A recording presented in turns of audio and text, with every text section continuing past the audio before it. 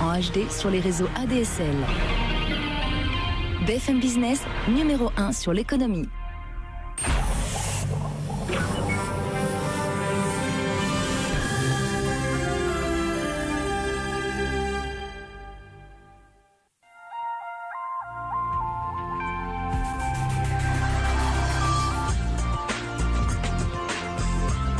Dans World Challenge, vous allez partir à la découverte de personnes et d'idées originales. Vous découvrirez comment, avec peu de moyens mais beaucoup d'enthousiasme et de savoir-faire, on parvient à améliorer la situation de sa communauté, la qualité de son environnement. Comment une bonne idée peut changer la vie durablement. Dans cet épisode de World Challenge, nous vous présentons 3 projets dans 3 pays. Rien à jeter en Indonésie, K-Carburant au Kenya et Sauver King Kong en République démocratique du Congo.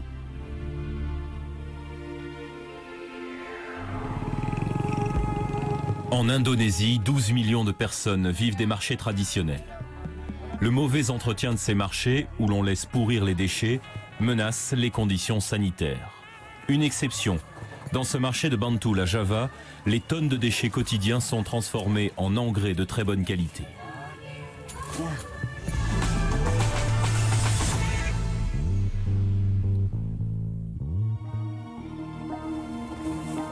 Voici comment sont traités les déchets dans la plupart des marchés d'Indonésie.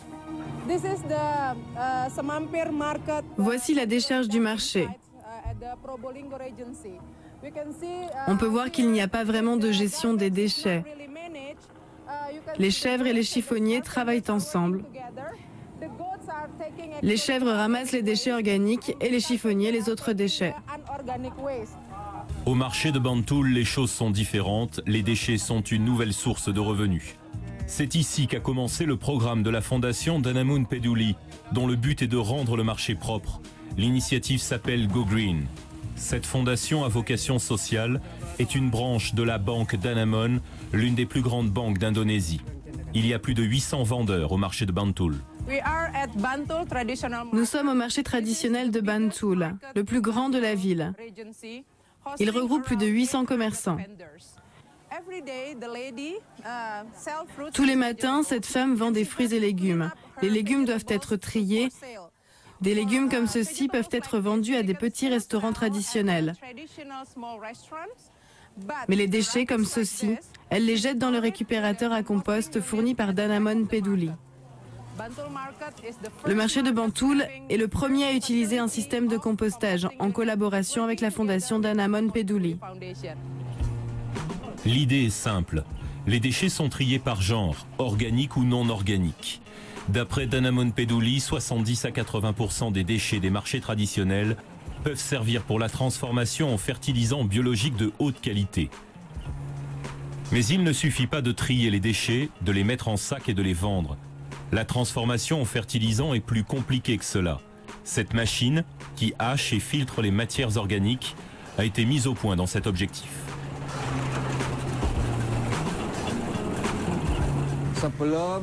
Avant que le programme débute, je ne fabriquais pas d'équipement pour le compost. Je construisais principalement des machines pour broyer la pierre, mais à présent, j'ai fabriqué 61 machines à compost. Grâce à ce programme, j'ai vraiment bien développé mon affaire. J'ai également reçu beaucoup de commandes du secteur privé. Le hachage des déchets n'est que la première étape. La majeure partie du travail est effectuée par les bactéries. Le bioactivateur est une solution vivante composée de bactéries inoffensives. Il réduit totalement les déchets en compost. Il a été développé à l'Institut indonésien de biotechnologie.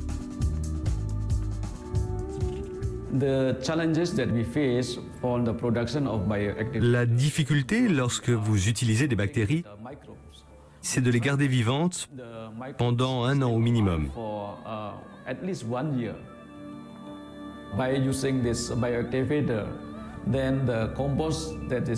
Grâce à l'emploi du bioactivateur, le compost qui est produit de cette manière est de très bonne qualité et protège la croissance des plantes dans les champs.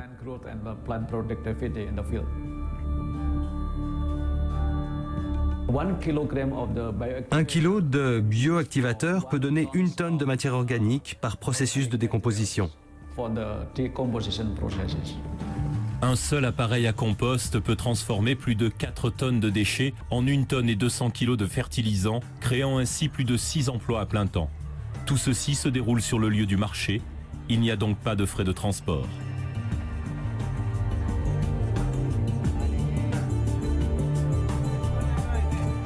Depuis le programme de compostage, l'hygiène est meilleure et il y a plus de visiteurs sur le marché. Avec ce programme, le marché est devenu plus propre, il y a plus de clients, ma famille est en meilleure santé. J'espère que le gouvernement va généraliser cette idée afin d'augmenter le rendement des marchés. Le fertilisant a convaincu les agriculteurs qui en ont acheté. Le compost du marché de Bantul a été répandu sur des terres non utilisées, qui sont alors devenues fertiles. Et cette région est devenue prospère pour les habitants de Bantul. Les agriculteurs de la région sont de bons clients pour le fertilisant du marché de Bantul. Le compost nous a beaucoup aidés. Auparavant, nous produisions un peu plus de 14 tonnes d'oignons par hectare. À présent, nous en avons 21 tonnes par hectare.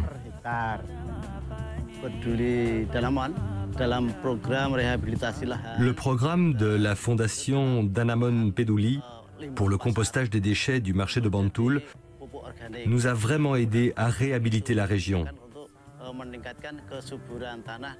Les terres arides sont devenues fertiles et très productives dans la culture d'oignons, de piments et beaucoup d'autres cultures.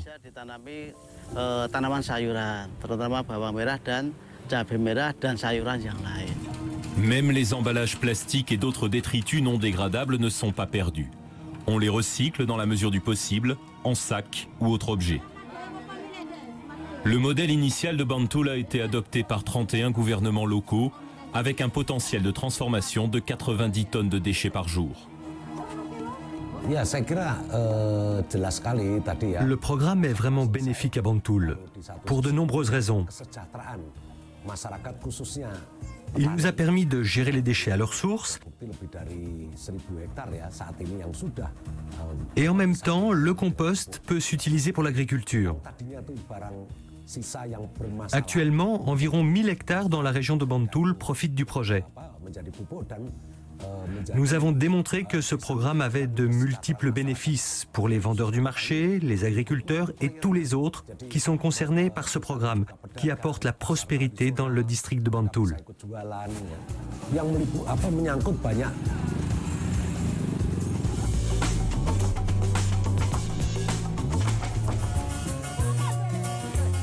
Au Kenya, le carburant traditionnel, le bois, vient à manquer. La demande en charbon de bois est si forte que le nord du Kenya se transforme en désert. Au fur et à mesure que le bois se fait rare, les prix explosent. Un homme a trouvé une alternative, transformer les eaux usées en énergie.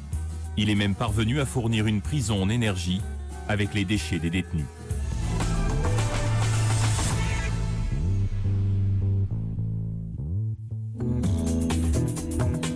Il y a une usine de biogaz près de chez moi. Depuis mon enfance, j'ai grandi avec et je suis reconnaissant de la manière dont cela a aidé ma mère durant plus de 23 ans. Cela m'a inspiré de voir comment on peut aider les paysans et les familles au sein de la localité. Les ménages, les écoles et même la station d'épuration municipale ont commencé à transformer les excréments des animaux et des humains en énergie. Le biogaz, du méthane principalement, est produit à partir de la transformation de matière organique par des bactéries. Les excréments des humains et des animaux sont une excellente matière première. La bouse de vache arrive dans cet endroit où elle est mélangée à de l'eau. Il y a un tuyau qui fait la connexion entre le lieu de mixage et celui de la digestion. Une fois que le mélange arrive, il est digéré par les bactéries et c'est comme cela que le biogaz est produit. Le biogaz est une source d'énergie propre, sans fumée, et le coût pour l'acheminer dans les foyers est remboursé au bout de 3 ans. 3 ans pour couvrir le coût de l'installation. Après 3 ans, vous commencez à économiser. Auparavant, nous utilisions le charbon et le bois, et il y avait beaucoup de fumée. Ce n'est pas le cas avec le biogaz. Nous n'avons plus besoin de bois pour cuisiner, Et à la fin du mois, nous ne recevons pas de facture. Le biogaz n'est pas seulement économique, il est plus sûr. La fumée des cuisinières et les feux domestiques causent dans le monde 1,6 million de morts par année. En fait, le purin qui sort de l'usine de biogaz est nutritif. Lorsque vous l'utilisez pour les cultures, elles sont plus productives qu'avec l'utilisation de compost ou de fertilisants du commerce. Juste là, dehors, dans le potager, nous utilisions du fertilisant qui coûte très cher. À présent, nous ne l'utilisons plus. Nous utilisons du fumier que nous mettons dans le jardin. En fait, nous sommes très contents. Nous aimerions que tout le monde dans le village fasse la même chose. Nous n'utiliserons plus jamais autre chose. L'avantage de la bouse de vache est que peu de vaches suffisent à faire marcher une grande usine. Les excréments humains permettent une meilleure production que la bouse, mais il faut beaucoup de personnes pour avoir assez d'excréments. Les écoles font partie des plus grands consommateurs de charbon de bois. Mais ces lieux qui réunissent beaucoup d'individus sont potentiellement des sources de biogaz. Nous avons beaucoup de problèmes pour cuisiner, en raison du coût du charbon de bois. Je veux dire qu'en un mois, nous dépensons 735 $, ce qui est beaucoup. À présent, le système de fabrication de biogaz est en place. Nous le remplissons avec de la bouse. Et nous espérons que très prochainement, nous aurons du gaz. Ceci nous permet également de préserver la forêt et aussi de ne plus avoir de fumée dans la cuisine. Les personnes avec un handicap, compte tenu des possibilités, peuvent travailler aussi bien que tout le monde. C'est pour cela que lorsque Samuel a demandé à Stephen Kirembe de leur enseigner la technologie du biogaz, j'ai été très content.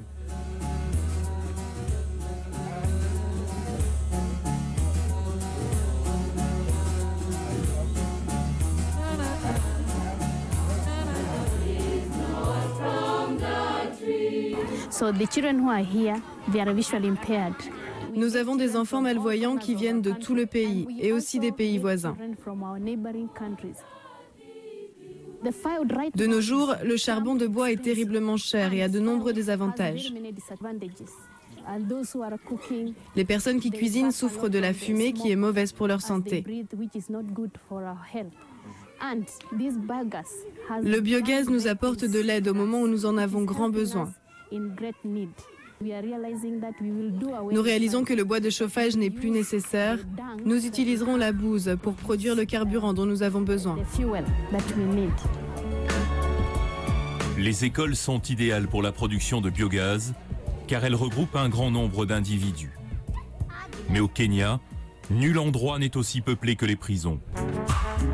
La prison de Meru, au nord du Kenya, était conçue pour 129 détenus.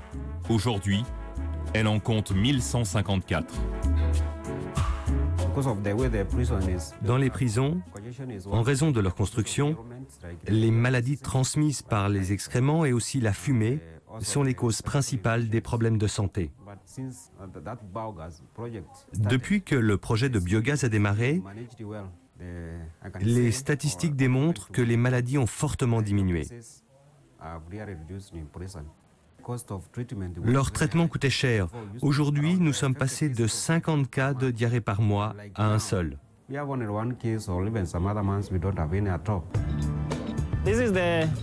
Voici l'installation de biogaz de la prison de Meru. Les eaux usées arrivent de la cuisine et des cellules, puis sont mélangées avec de la bouse de vache. Le mélange entre dans un tuyau vers la citerne principale.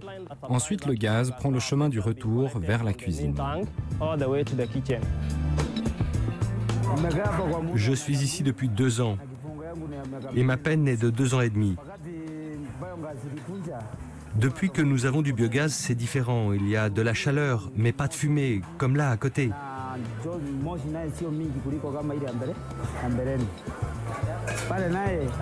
Les fours là-bas utilisent beaucoup de bois, vraiment beaucoup.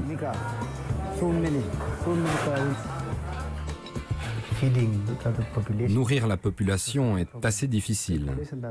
Il y a 1200 personnes et la nourriture peut revenir très chère. Par exemple, nous utilisions en général 1 tonne de bois par jour, mais avec le biogaz, nous avons réduit la consommation de moitié. Donc, si des projets de biogaz sont développés dans le pays, le gouvernement économisera beaucoup.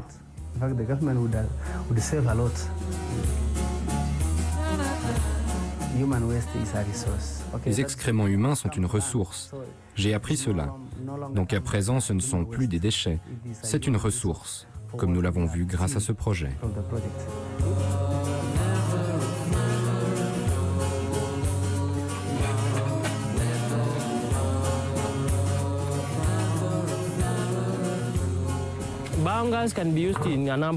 Le biogaz peut être utilisé pour cuisiner, pour la lumière. Il y a des citernes d'eau qui sont chauffées grâce au biogaz. Et on peut l'utiliser également pour produire de l'électricité. Beaucoup de zones rurales ne sont pas raccordées à l'électricité. Notre gouvernement n'a pas assez de ressources pour fournir l'énergie à l'ensemble du pays. Le biogaz créé à partir des eaux usées a suffisamment de potentiel pour produire l'énergie nécessaire aux besoins de la population urbaine grandissante. Regardez cela. Avec un tel potentiel, on peut fabriquer plus de biogaz et fournir de l'énergie pour toute la ville de Milton. Ça fait beaucoup d'énergie.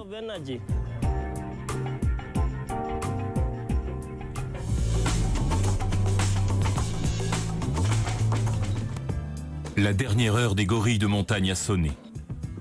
Il ne reste que 700 individus et chaque jour, leur forêt est abattue pour produire du charbon de bois. Gillian Miller de l'organisation Gorilla aurait trouvé une solution pour aider à la fois les gorilles et la population environnante.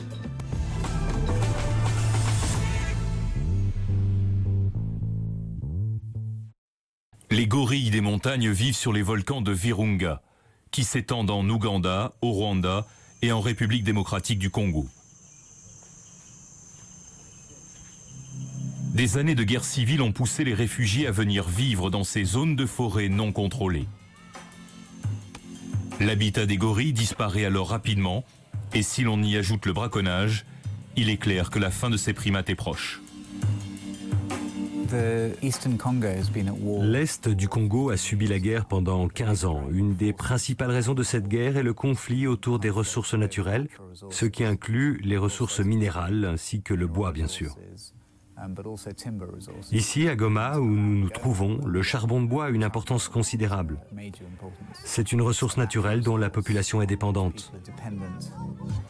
Les marchands de charbon de bois ne sont pas supposés pénétrer dans le parc national des Virunga. Mais nous nous trouvons dans une partie du monde où les armes et les milices font la loi. Les gorilles partagent 98% des gènes avec l'homme. Et si nous devons perdre les gorilles, nous sommes en train de perdre une partie de l'histoire de l'homme. Vous savez, lorsque vous regardez un gorille dans les yeux, ce n'est pas comme avec les autres animaux. Ils sont aussi intéressés par vous que vous l'êtes par eux. Les gorilles ne sont pas directement menacés. Ils survivront si leur habitat survit. La réelle menace pour eux, comme pour beaucoup d'espèces menacées, c'est la disparition de leur habitat. En raison des besoins de la population, l'habitat des gorilles est détruit. Sans autre alternative de combustible, le charbon de bois est un marché florissant. Le chiffre d'affaires annuel du charbon de bois équivaut à 30 millions de dollars par an. Il est contrôlé par des groupes armés, des milices qui se cachent dans le parc et tirent le plus de profit possible du charbon de bois. C'est un problème d'envergure pour nous. Les milices n'ont même pas besoin de fabriquer ou de vendre du charbon de bois pour gagner de l'argent. Ils vendent des jetons, qui sont des tickets qui permettent à la population de se rendre dans la forêt sans que les groupes armés ne les tuent.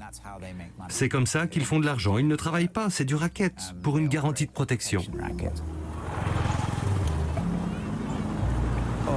Les contextes aujourd'hui de la RDC, c'est que nous sommes dans une période post-conflit où les besoins du gouvernement sont beaucoup plus orientés vers la reconstruction. Et ça, nous avons vraiment besoin de l'appui extérieur des organisations de la conservation. Nous avons la gamme de la biodiversité la plus représentative de l'Afrique, si pas du monde. Et nous avons l'obligation, à travers le monde, de pouvoir assumer notre responsabilité dans la conservation de cette biodiversité. L'organisation Gorilla repose sur la conviction qu'en aidant les gorilles, on aidera la population. La disparition de la forêt n'apporte du profit que pour un petit nombre de personnes. J'ai travaillé moi-même avec les gorilles pendant 20 ans. Ils sont comme mes frères et sœurs. Si quelqu'un tue votre frère ou votre sœur, cela vous rend très malheureux. La dernière fois qu'un gorille a été tué, je n'ai pas mangé pendant 5 jours.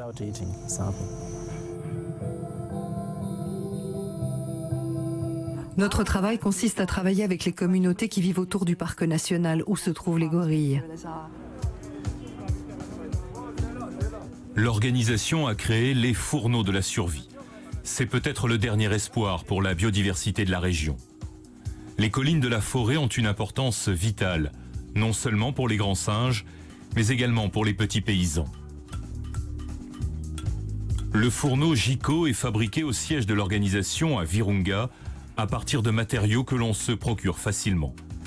La partie principale se constitue d'une bassine en métal et le fourneau lui-même est fait d'argile, un bon isolant. Un canal d'air permet également de le rendre plus efficace. Les fourneaux traditionnels de cette région d'Afrique sont faits de 3 pierres et utilisent énormément de carburant. Nous construisons des fourneaux efficaces qui utilisent 50 à 80% de carburant en moins. D'après l'organisation, les familles qui se servent de la nouvelle cuisinière utilisent 1,5 sac de charbon de bois par mois à la place de 4. C'est donc une économie d'argent qui aurait été dépensée en charbon de bois ou en collecte de bois. Auparavant, j'utilisais un fourneau ordinaire qui utilisait beaucoup de charbon de bois. Le sac était fini après 1 semaine et demie. Mais avec ce nouveau fourneau, un seul sac dure plus d'1 mois et comme vous pouvez le voir, il cuit très bien.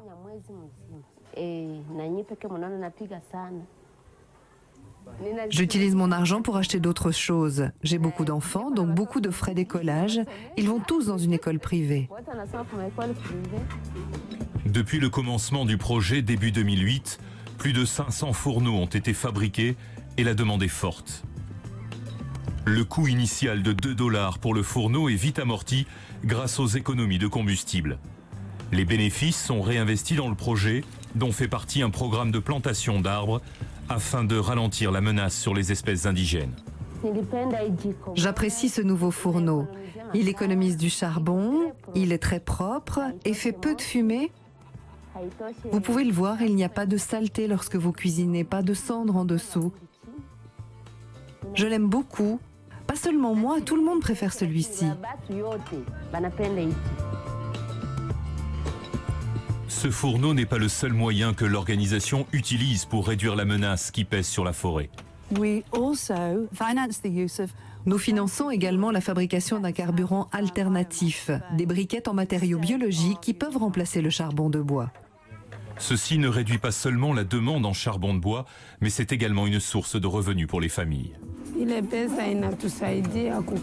Grâce à l'argent gagné, j'emploie quelques personnes pour m'aider à la ferme.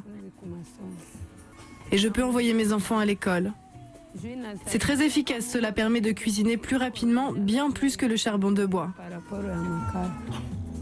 Pour l'instant, grâce aux fourneaux économiques, à la plantation d'arbres et aux combustibles alternatifs, nous donnons une solution immédiate au problème. Mais ceci va nous donner beaucoup de travail. Les personnes qui s'engagent pour la protection des gorilles font un travail dangereux. Le commerce illégal de charbon de bois est une activité lucrative. Nous aimerions que les personnes qui vivent autour du parc national réalisent l'importance des gorilles et de l'immense biodiversité des parcs, afin qu'ils se battent à leur tour pour défendre leur environnement, contre les braconniers, les seigneurs de guerre, les armées, et qu'ils puissent profiter de ces parcs, qu'ils les protègent, pour se protéger eux-mêmes.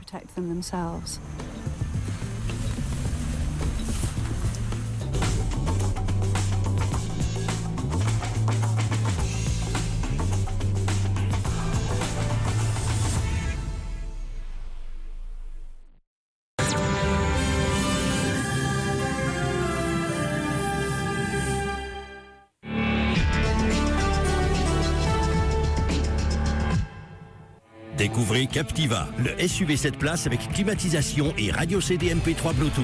Chevrolet Captiva, le SUV 7 places diesel parfaitement équipé à partir de 23 990 €. Vous n'en croirez pas vos yeux. Chevrolet.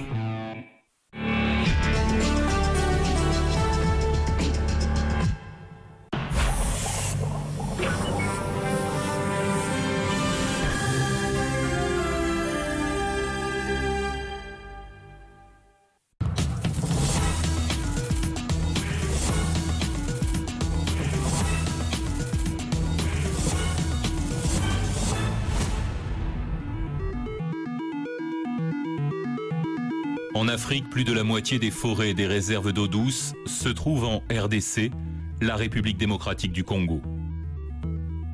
Après l'Amazonie, il s'agit de la plus grande forêt tropicale où vivent 4 des 5 espèces de grands singes.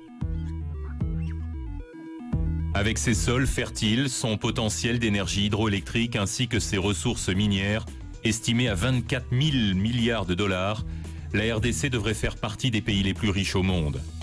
Pourtant, les décennies de guerre et de corruption en ont fait l'un des plus pauvres. Le revenu moyen se situe à moins d'$1 par jour.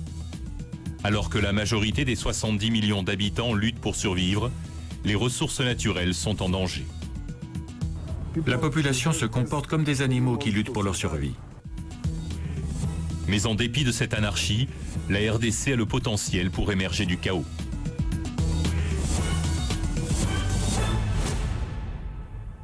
D'abord, il y a eu le non-État. Et donc l'exploitation a été une exploitation désordonnée, illégale pour la plupart du temps. À plusieurs niveaux, les ressources de la RDC sont perçues comme de nouvelles opportunités d'exploitation incontrôlées et débridées. Lorsque l'on considère l'environnement global en RDC, on constate que la pression sur les ressources naturelles est exacerbée par la pauvreté. Vous savez, la population est très pauvre et dépend des ressources naturelles. À l'heure de l'indépendance, cette ancienne colonie belge a basculé dans la tourmente politique et la guerre civile. Un nouvel État s'est construit pas à partir des infrastructures coloniales. Mais aujourd'hui, il est en ruine. Confrontés à ce conflit sans fin, les organisations humanitaires et les multinationales ont abandonné la RDC. Pour 80% de la population, la seule activité commerciale est le marché noir. Pour survivre, la politique du chacun pour soi est la seule issue. Le programme des Nations Unies pour l'environnement a évalué l'impact environnemental de la guerre. Son rôle, établir des recommandations pour la reconstruction économique dans une optique de développement durable. Hassan Parto est le responsable de cette étude. En RDC, la culture de base est celle de la débrouille. C'est une expression courante ici en RDC.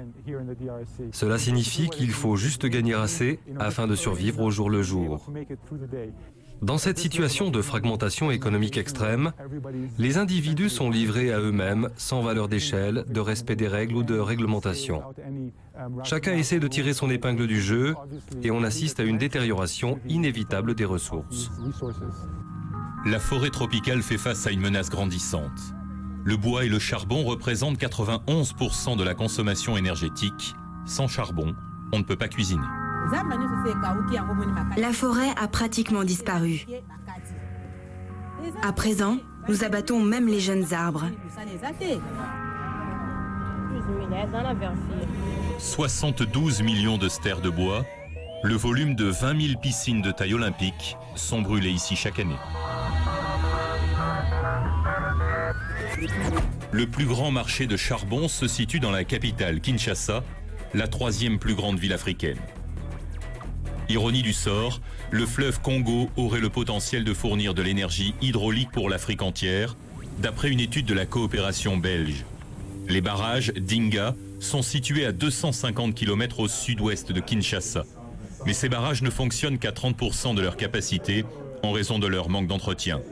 Sans investissement et sans ingénieurs, la seule solution consiste à planter des arbres à croissance rapide afin d'en faire du charbon. À Mampu, à 150 km à l'est de Kinshasa, les agriculteurs plantent des acacias le long des cultures.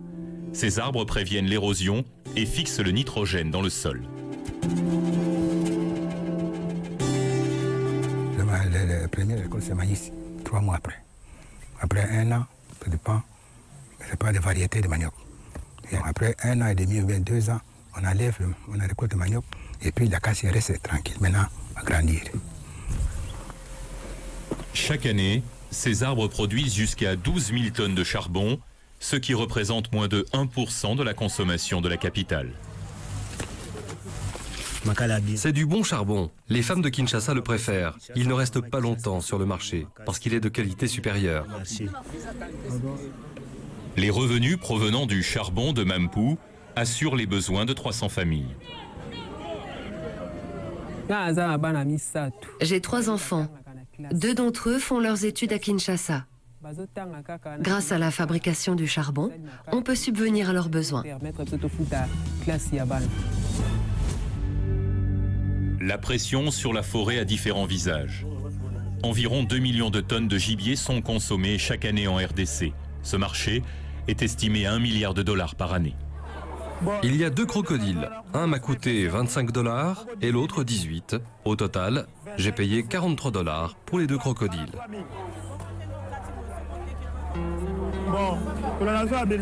Je gagnerai peut-être $5.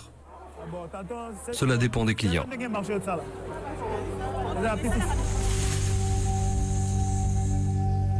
Plusieurs scientifiques tirent la sonnette d'alarme.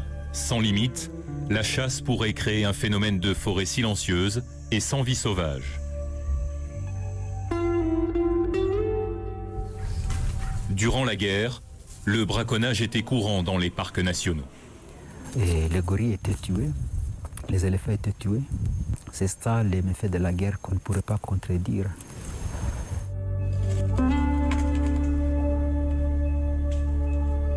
Avant la guerre, dans cette partie de haute altitude, on avait 250 gorilles. Et vers 2000, ce nombre avait diminué vers 120. Donc en plus, la partie basse altitude du parc a été inaccessible pour l'ICCN pendant une grande partie. Malheureusement, on ne connaît pas encore l'état actuel de la faune de cette partie à cause des problèmes de sécurité. On s'attaque au capital biologique et bien sûr la conséquence est l'extinction et la disparition. Avec les études scientifiques, on peut connaître les calendriers de reproduction de telle ou telle espèce et pendant la période de reproduction, on interdit la chasse. En Afrique centrale et en Afrique de l'Ouest, il y a une préférence culturelle pour le gibier. Mais il ne fait aucun doute qu'en RDC, où 7 personnes sur 10 souffrent de malnutrition, la pénurie alimentaire influence le braconnage. Les Congolais ont fait le choix de pratiquer une agriculture sur brûlis, avec de petites exploitations. La végétation est rasée et ensuite brûlée. C'est un système qui est exploitable qu'une saison ou 2. Pourtant, il existe d'autres moyens. Nous avons rencontré une communauté qui en a fait l'expérience. L'emplacement est quelque peu surprenant. Il s'agit d'une ancienne plantation servant à produire l'huile de palme, matière première pour la fabrication de savon et de margarine. Celle-ci était destinée à la multinationale Unilever, compagnie anglo-hollandaise. Les 4000 employés ne cultivaient pas leur nourriture, mais pouvaient l'acheter dans des épiceries appartenant à la compagnie. Je récoltais les noix de palme et les amenais à l'usine. Nous étions très bien payés, nous avions beaucoup d'argent. Nous étions payés pour fournir les noix, pour travailler sur la plantation, pour travailler à l'usine. C'était bien à cette époque, au temps de l'industrie de l'huile de palme. Après un long déclin, l'usine a fermé dans les années 90. Plus loin là-bas, c'est l'usine qui traitait les fruits en régime. Et non en décortiqué. Ici, on traitait les fruits en régime. Après avoir traité, les huiles étaient envoyées au niveau de Kinshasa par bateau. Bon, on a arrêté puisque les usines étaient en mauvais état. Ça a commencé à compter beaucoup de pannes et puis il y avait aussi des gars, beaucoup d'accidents, juste de rupture des productions du tabac. Les ressortissants locaux ont alors créé une association d'agriculteurs. Avec l'aide d'organisations de développement, ils ont mis fin aux cultures sur brûlis dans la forêt. Ils ont maintenant plus de 40 hectares de champs cultivés dans la savane herbeuse. La rotation des cultures et le paillage permettent d'obtenir des récoltes sur le long terme. Nous venons de transférer cette année les cultures de la forêt en brousse. C'est parce que nous avons constaté que la forêt commence à se transformer en brousse. Et puis, parfois, vraiment, les récoltes sont vraiment très médiocres, cependant. C'est comme ça que nous avons pensé laisser encore la forêt en jachère. Cette nouvelle façon de cultiver prend de l'importance. Près de Kinshasa, les cultivateurs se regroupent en associations agricoles. Pour la première fois depuis des années, ils peuvent vendre leur surplus sur les marchés de la capitale. C'est ici, vous voyez, c'est l'exemple, c'est une association qui œuvre ici. Ils ont fait la culture des courgettes et ces cultures sont protégées parce qu'ils n'utilisent que les produits bio. Mais ceci se fait à petite échelle. Les agriculteurs aimeraient se développer, mais il manque de capital. Et ces fonds-là vont nous permettre de créer une banque. Parce que dans notre pays, nous avons un problème, nous n'avons pas de banques agricoles. Donc les banques qui sont adaptées à nos problèmes, nous n'en avons pas.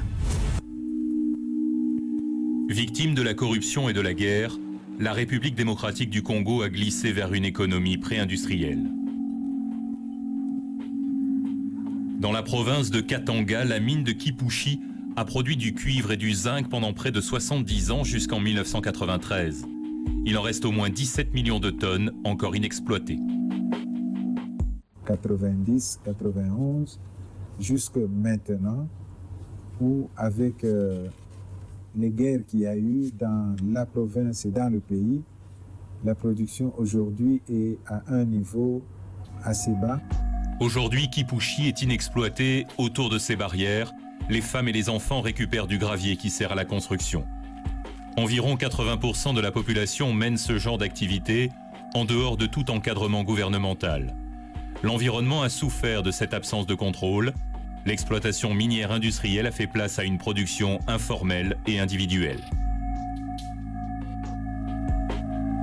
On estime qu'il y a plus de 2 millions de personnes qui creusent illégalement dans le pays.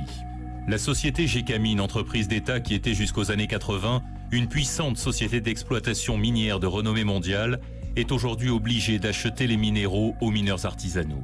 500 personnes vivent ici dans un campement hors de toute réglementation.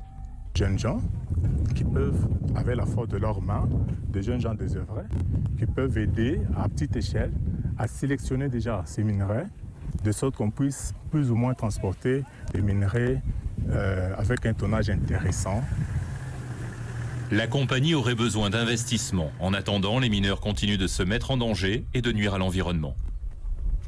D'extraction des métaux ferreux et non ferreux, des métaux en général, exige une certaine mécanisation pour arriver à rentabiliser cette exploitation. Aujourd'hui, dans notre province, nous voyons cette émergence de l'exploitation manuelle. Cette exploitation manuelle ne peut jamais développer une quelconque industrie. Un deuxième aspect, l'exploitation manuelle n'apporte rien à la population. Dans la province de Katanga, à Lubumbashi, naît l'espoir que la RDC sorte du chaos. Suite à un siècle d'exploitation minière, un immense amas de déchets s'est formé dans la ville. À présent, une entreprise mixte extrait le cuivre et le cobalt de ces déchets grâce à une technologie de pointe.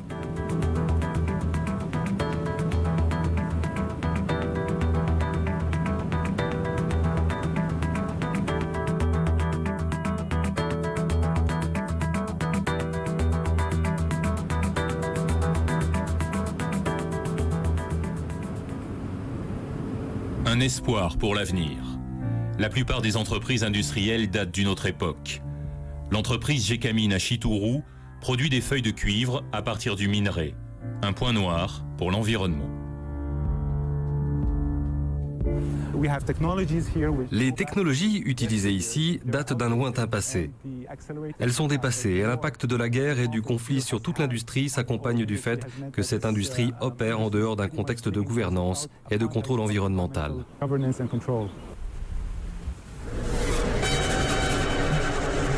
Les déchets hautement acides sont directement évacués dans les rivières. Celles-ci sont dangereusement contaminées par des métaux lourds tels que le cobalt. Et ici, on voit la totalité de l'effluent, le rejet qui se déverse. Il n'y a ni régulation, ni traitement de ce rejet. Ici, en raison de l'utilisation d'acide sulfurique, le niveau du pH atteint 3,6. C'est extrêmement bas et manifestement, aucune forme de vie ne peut subsister dans ces conditions. En aval, des cristaux roses de sel de cobalt très toxiques se forment sur les rives du fleuve. Une autre pollution chimique que l'on a endiguée, dans l'espoir que les éléments contaminés seront retenus et ne resteront pas dans l'eau qui s'écoule.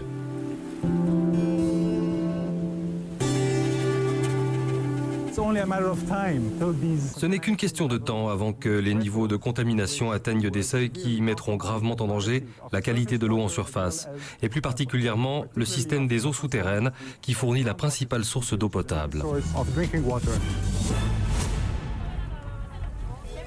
Au sujet de l'approvisionnement en eau, les dégâts causés par la guerre et la mauvaise administration se révèlent dans cette statistique.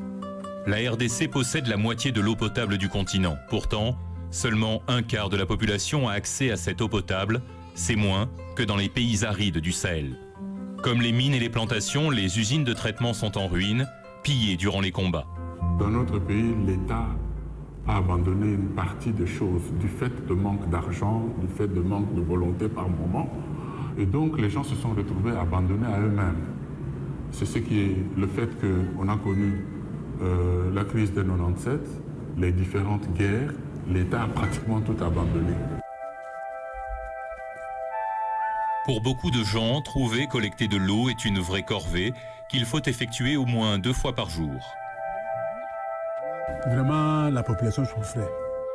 Il n'y avait pas l'eau, il partait les chercher un peu plus loin, parfois en Djili, 3 km à 4 km. Il se réveillait le matin, pardon, la nuit, pour aller chercher de l'eau vers la rivière. Et en haut, là-bas, nous avons des cimetières, pas du tout loin. Alors quand maintenant il plaît, les eaux de là descendent dans la rivière, ça entre dans le puits, qu'on puisait comme de l'eau.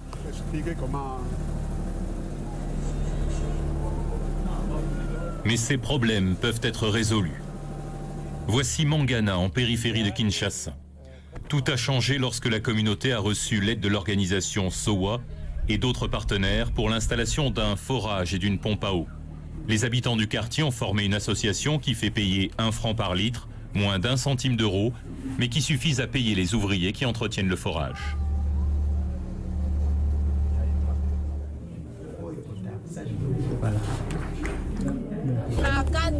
À l'époque, nous nous levions vers 4 heures du matin pour aller chercher de l'eau, car les premiers arrivés étaient les premiers servis.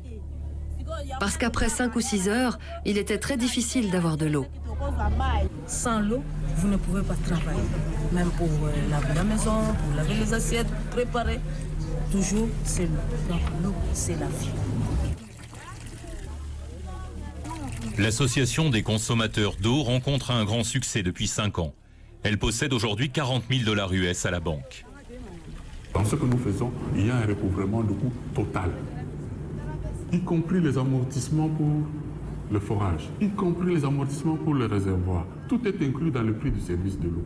Moi, je peux rêver que ce modèle d'association peut donner lieu, dans un futur non lointain, d'une certaine petite catégorie de gens à la base capables de se retrouver dans les conseils communaux et de proposer des développements pour leur commune.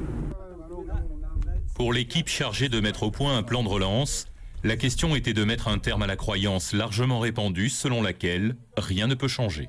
Le défi renvoie à une question de perception, d'état d'esprit. Il s'agit de considérer ces ressources comme une nouvelle frontière à l'exploration, à l'exploitation, que cela concerne les minéraux, l'exploitation forestière, la pêche, l'huile ou les terres cultivables ou d'autres choses.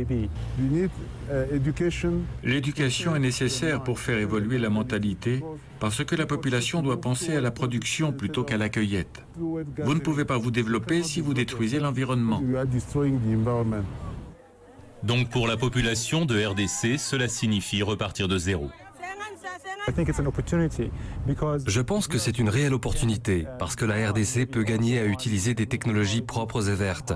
C'est une manière de dépasser ces vieilles technologies qui sont polluantes et inefficaces, d'essayer de se mettre à jour et d'utiliser certaines des meilleures technologies disponibles. Depuis le début de l'ère coloniale, la RDC a été gérée par des régimes corrompus. C'est un véritable terrain de pillage et aujourd'hui encore, les milices se disputent les ressources. À tout point de vue, le pays n'est pas encore sorti d'affaires. Mais il existe quelques espoirs ténus pour que ces années de pillage prennent fin. Alors que l'agriculture sur brûlis et la déforestation pour le charbon ont fait reculer la forêt, 60% de cet immense pays est encore couvert de forêts. Dans un monde qui accorde une nouvelle valeur économique au stockage du dioxyde de carbone et à la stabilité du climat, le pays pourrait récolter des financements qui serviraient à maintenir l'état actuel de la forêt et ainsi aider le pays à prendre un nouveau départ. La forêt congolaise, malgré l'état de conflit que nous avons connu, est une forêt qui a été plus ou moins bien préservée. Une solution possible serait la rémunération directe pour la préservation de la forêt. Ce système se nomme réduire les émissions de CO2 provenant de la déforestation et de la dégradation des forêts. Comme la RDC possède la seconde plus grande forêt après l'Amazonie, elle pourrait en bénéficier. Nous attendons des retombées qui devraient représenter des milliards, des dizaines de milliards même, parce que la forêt congolaise aujourd'hui représente 4 années d'émissions de gaz qui sont stockées. 4-5 années d'émissions de gaz, c'est extrêmement important.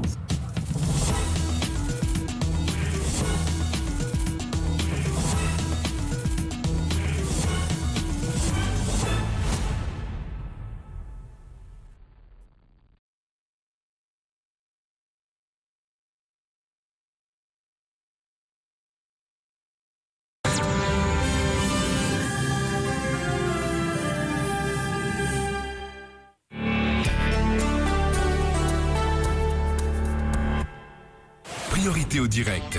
Le top 10 des infos réactualisées en temps réel. Toute l'actualité traitée en profondeur. Articles, photos, vidéos. Plus de 10 000 vidéos d'infos en libre accès. Le live et replay quand vous le voulez, où que vous soyez. bfmtv.com, toute la puissance de BFM TV, disponible sur le web, mobile et tablette.